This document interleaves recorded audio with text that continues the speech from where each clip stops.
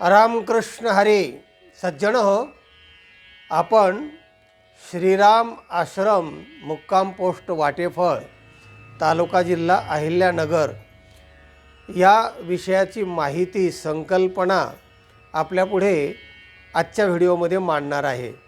यापूर्वी 2 व्हिडिओ झाले आणि आज हा तिसरा व्हिडिओ आहे। तर तिथली जी आपली संकल्पना आहे तर ती आपल्याला माहिती असावी म्हणून आपला हा आजचा तिसरा व्हिडिओ आहे।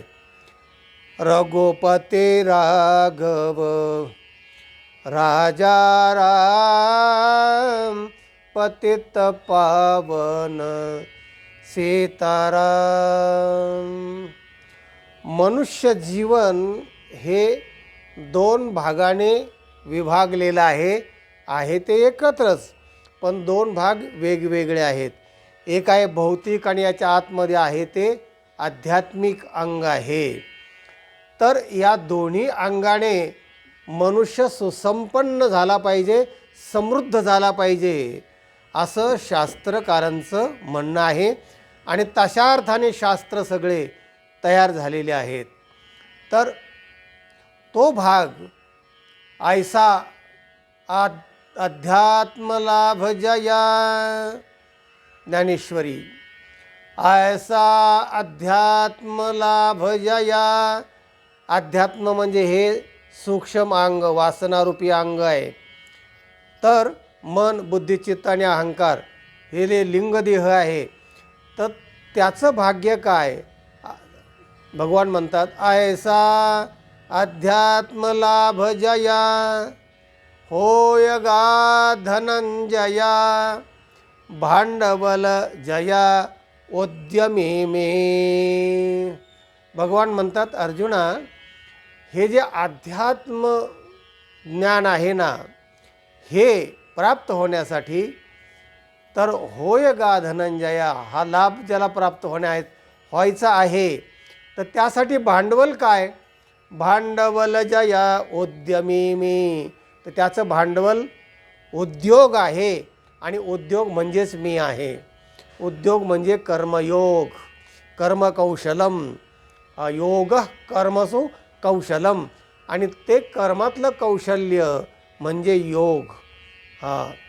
असा जो योग आहे तर तो योग, त्या योगाच्या आधारेच साधू संत सगळे परमपदाला गेले आणि तो योग त्या आश्रमामध्ये आपण राबवणार आहोत। कारण सगळी आश्रम पद्धती पूर्वी होती। भगवान गोपाल कृष्ण आणि दुसरा हा ब्राह्मण सुदामा ब्राह्मण, दोघं संदीपनीच्या आश्रमामध्ये शिकले आणि तिथे सगळे कामं करावे लागायचे।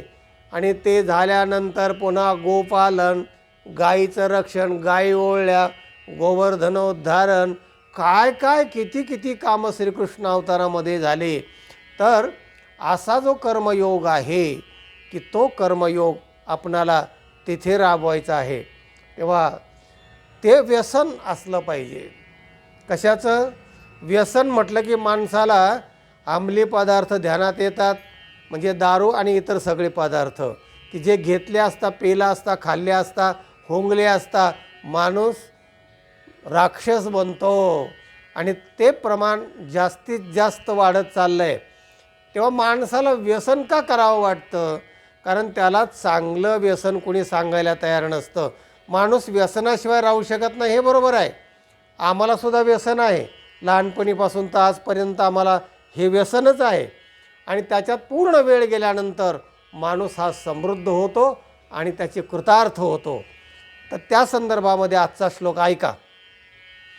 व्यसनान्यत्र बहूनि व्यसनं द्वयमेव केवलं व्यसनं विद्या व्यसनं व्यसनं अथवा हरिपादसेवनं व्यसनं। व्यसन अन्यत्र बहूनि, खूप व्यसनं आहेत, त्याची संख्यासुद्धा आता सांगता येत नाही।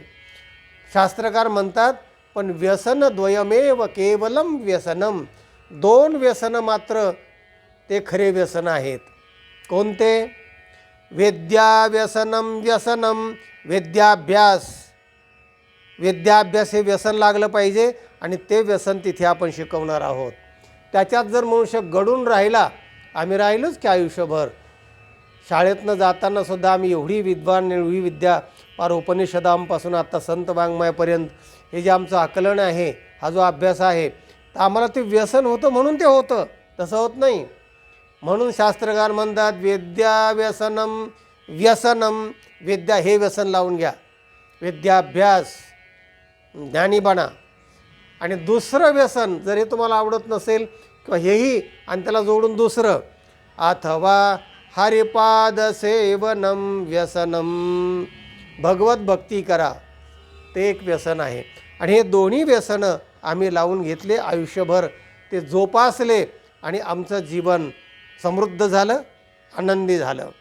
तेव्हा असे दोन्ही व्यसनं आपण त्या आश्रमामध्ये लावणार आहोत लोकांना, पुढच्या पिढीला, आणि त्यांचं जीवन समृद्ध करणार आहोत. तर तेव्हा व्यसनाचा अर्थ हे व्यसन नाही आणि मग माणसं दुसरे व्यसन लावून सगळा संसार सगळं हे उद्ध्वस्त करतात आणि बर्बादी होते त्या जीवनाची. तेव्हा सांगायचं तात्पर्य असं की हे आपण विद्येचं व्यसन तिथे जीवन समृद्ध करण्यासाठी लावणार आहोत. शिक्षण हे वाघिणीचं दूध आहे, ते शिक्षण तिथे देणार आहोत आपण.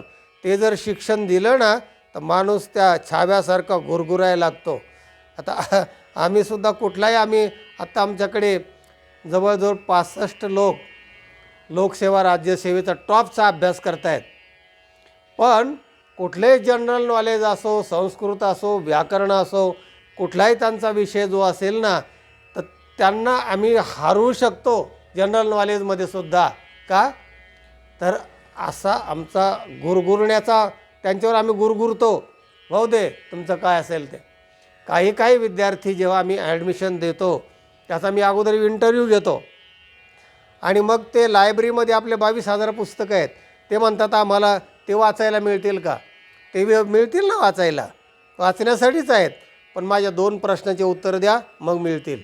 पहिल्या प्रश्नातच ते अनुत्तरित होतात आणि मग ते फक्त अभ्यासिकेमध्ये अभ्यास करतात आणि 400-500 लोक लागलेसुद्धा मोठ्या मोठ्या सर्व्हिसला.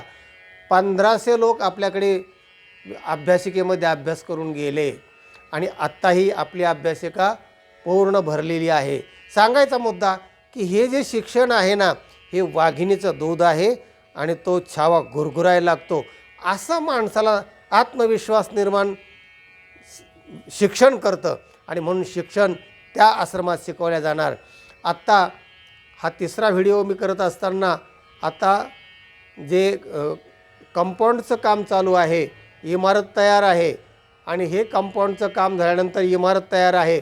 दरम्यान काळामध्ये आपल्याला 2 गोष्टी ज्या करायच्या आहेत की ज्या आत्तापर्यंत आपण करू शकलो नाही, ते प्रयत्न करतो आहे आपण. तर ते 2 गोष्टी आहेत, वीज आणि पाणी.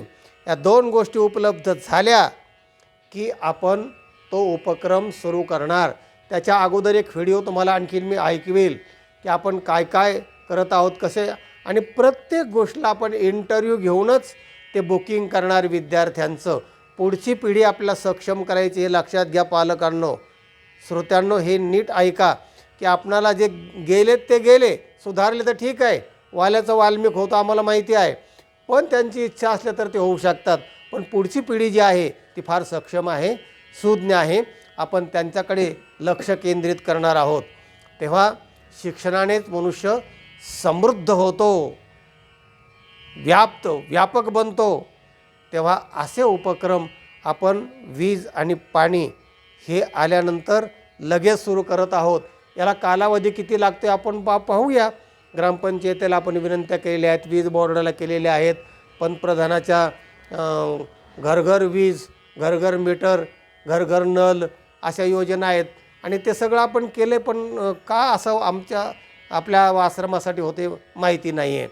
पण तरी आपण प्रयत्न करूया आणि तो प्रयत्न भगवत कृपेने आणि या जनता जनार्दनाच्या सहकार्याने सफल होईल आणि लवकरात लवकर आपण तो उपक्रम सुरू करू अशी इच्छा व्यक्त करतो.